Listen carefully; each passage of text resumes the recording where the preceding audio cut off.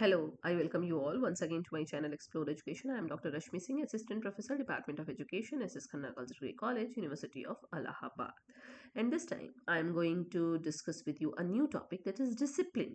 What is its concept, its structure, its forms, and its difference with subject.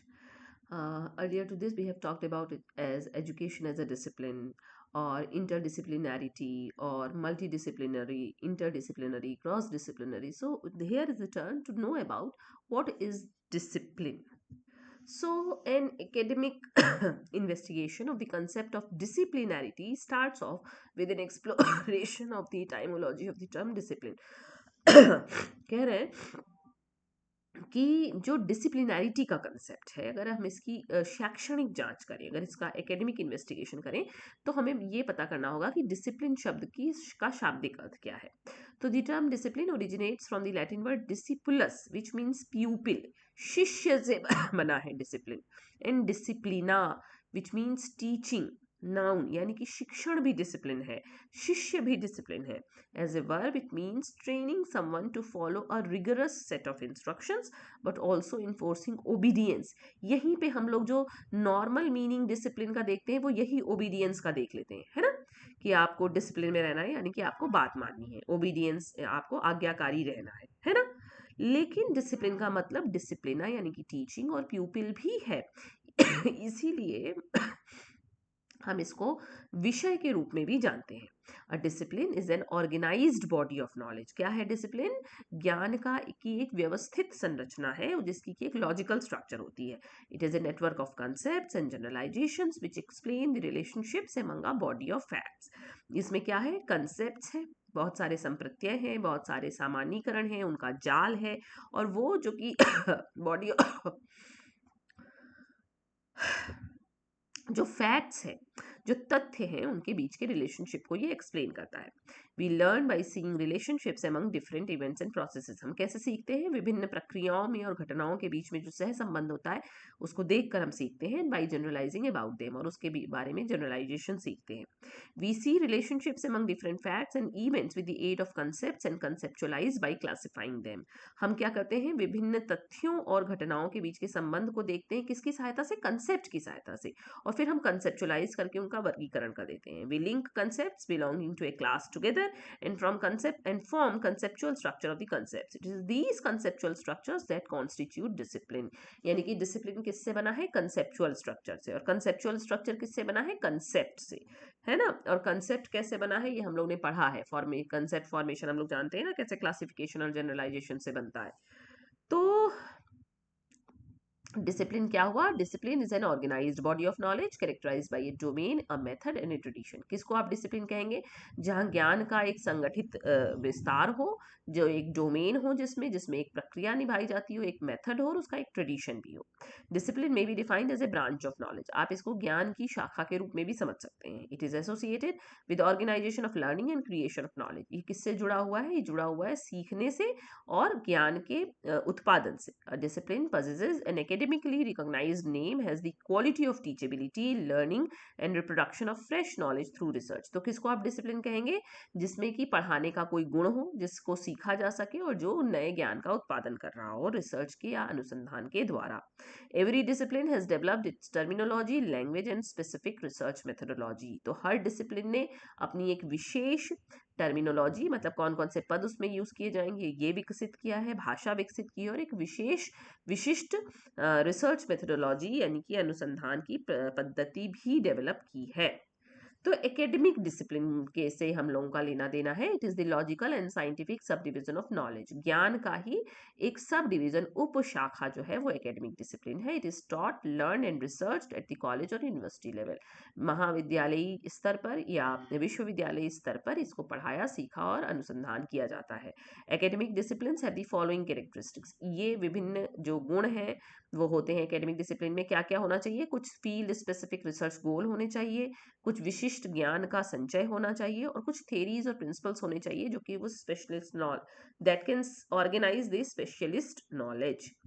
और क्या होना चाहिए, specific terminology होनी चाहिए, टेक्निकल लैंग्वेज होनी चाहिए, कुछ स्पेसिफिक रिसर्च मेथड होने चाहिए और कुछ इंस्टीट्यूशनल मैनिफेस्टेशन भी होना चाहिए विषयों के रूप में। Therefore from the above it is evident that academic disciplines are distinct branches of knowledge. इससे पता चला कि ज्ञान की ही विशिष्ट शाखाएं जो एकेडमिक डिसिप्लिन्स का निर्माण करती हैं। It provides a base for the students programme of study. यहाँ से विद्यार्थियों के अध्ययन के लिए हमें प्रोग्राम मिलता है। It is mainly developed to preserve, advance and transmit accumulated knowledge. ये मेनली क्यों विकसित किया गया है, ज्ञान को संचय करने के लिए, ज्ञान का ट्रांसमिशन करने के लिए और ज्ञान को और विकसित करने के लिए, ज्ञान को संभाल कर रखने के लिए। Research plays a significant role in creating of knowledge, ये हम जानते हैं।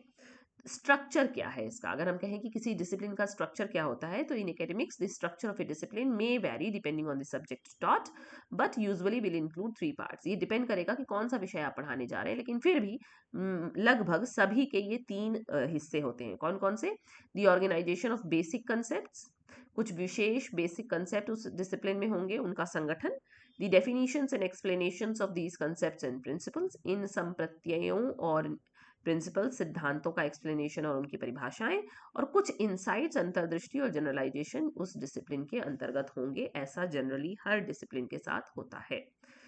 फॉर्म्स की अगर बात करें, रूप क्या है डिसिप्लिन के, तो बेसिक डिसिप्लिन होता है। Some disciplines have their own networks of concepts which are distinctive and unique in nature. Such disciplines are categorised as basic discipline. इनको आप मूल डिसिप्लिन कह सकते हैं। Thus they have their own logical structure of knowledge. For example mathematics, it is a basic discipline. इसका अपना distinct और abstract concept है। And the creation of testing truth in mathematics is deductibility within N axiom system. मतलब जो गणित विषय है वो एक बेसिक डिसिप्लिन है। द डिसिप्लिन ऑफ साइंस जैसे है, consist of its own concept. इसी तरह से विज्ञान भी बेसिक विषय है ना, उसके अपने कंसेप्ट है, फैक्ट है, प्रिंसिपल है, जनरलाइजेशन है, लॉ, थ्योरी है ना। तो फिजिक्स, केमिस्ट्री, बायोलॉजी आप बेसिक डिसिप्लिन कह सकते हैं। सोशल साइंसेज में भी आपका बेसिक डिसिप्लिन है, जैसे कि आपका sociology, history, anthropology, political science, psychology and so on. सबका अपना क्या क्या बता रहे हैं डिसिप्लिन में होना चाहिए, अपनी टर्मिनोलॉजी होनी चाहिए, अपना कंसेप्ट होना चाहिए, अपनी थेरीज, अपने प्रिंसिपल्स, अपने रिसर्च मेथोडोलॉजी। तो ये सब इनके पास है। कुछ अप्लाइड डिसिप्लिन्स और फील्ड भी होते हैं। The applied disciplines are those where in the knowledge of basic disciplines are used. For example scientific knowledge is used in technological applications. जैसे कि जो तकनीकी अनुप्रयोग है उसमें वैज्ञानिक ज्ञान का उपयोग किया जाता है। तो जो एरिया ऑफ जैसे बायो इंजीनियरिंग, तो ये अप्लाइड है ना, कि बायोलॉजी बेसिक है, इंजीनियरिंग बेसिक है, और दोनों के एप्लीकेशन से बायो इंजीनियरिंग बन गया। Biotechnology, applied physics, environmental biology are some of the examples of applied disciplines. As knowledge advances, new areas of knowledge and disciplines emerge, new specializations are created, having their roots in basic disciplines and merge with other relevant areas. मतलब वो आपस में merging करके application से, basic discipline के application से ये बने हैं। जैसे bio engineering, biotechnology, applied physics. Applied physics तो नाम में ही है कि फिजिक्स का एप्लीकेशन से बना है। इन्वायरमेंटल बायोलॉजी, ये सब अप्लाइड डिसिप्लिन है। और कुछ जो आजकल जिन पर ज्यादा फोकस है वो क्या है, multidisciplinary and interdisciplinary areas. The recent approaches to designing the curriculum in schools are inter, multi और transdisciplinary. For example economics is not studied independently. जब आप इकोनॉमिक्स पढ़ेंगे तो आपको अदर ब्रांचेस की भी जरूरत पड़ेगी, जैसे हिस्ट्री की, पॉलिटिकल साइंस की, ज्योग्राफी, है ना, and sociology are integrated into designing and transacting economics in a better way. This is an interdisciplinary approach. उसी तरह से multidisciplinary, हम लोग ने interdisciplinary, multidisciplinary पढ़ा है, आप वहां से देख लीजिए। For example the area of population education. अब पॉपुलेशन एजुकेशन आप पढ़ेंगे तो आपको बायोलॉजी भी पता होनी चाहिए, इकोनॉमिक्स भी आपको उसमें जरूरत पड़ेगी, आपको साइकोलॉजी की जरूरत पड़ेगी, सोशियोलॉजी की पड़ेगी, ज्योग्राफी की पड़ेगी, एजुकेशन की पड़ेगी, and so on. There are many other areas which are multidisciplinary in nature like home economics, social biology, etc. तो कुछ बेसिक डिसिप्लिन्स, कुछ अप्लाइड डिसिप्लिन्स और कुछ multi disciplinary and inter disciplinary disciplines you can say. फिर अगर हम लोगों को मोटा मोटा ये लगता है कि डिसिप्लिन जो है वो सब्जेक्ट है, लेकिन थोड़ा सा अंतर है इनमें कि जो डिसिप्लिन होता है वो ब्रॉड होता है, research driven field of knowledge, जैसे फिजिक्स या sociology, with its own theories and methods aiming to create new knowledge, while subject is a specific teachable part of a discipline. जैसे वो ये आप ऐसे समझ सकते हैं कि हम लोग सब्जेक्ट को डिसिप्लिन के रूप में देखते हैं, लेकिन डिसिप्लिन के अंतर्गत सब्जेक्ट एक टॉपिक को ये कह रहे हैं कि जैसे थर्मोडायनेमिक्स ये एक सब्जेक्ट है, सोशियो लिंग्विस्टिक्स ये एक सब्जेक्ट है, मतलब फिजिक्स का एक आपने टीचेबल पार्ट ले लिया, वो सब्जेक्ट हो गया। सोशियोलॉजी का एक टीचेबल पार्ट जैसे सोशियो लिंग्विस्टिक्स, वो एक सब्जेक्ट हो गया। Designed to impart existing knowledge and skills in an educational setting of in simpler and foundational for learners. Disciplines are vast and theoretical, subjects are narrower, practical and pedagogically structured. Discipline जो है vast है, theoretical है, जबकि subject जो है उसका संकीर्ण हिस्सा है। तो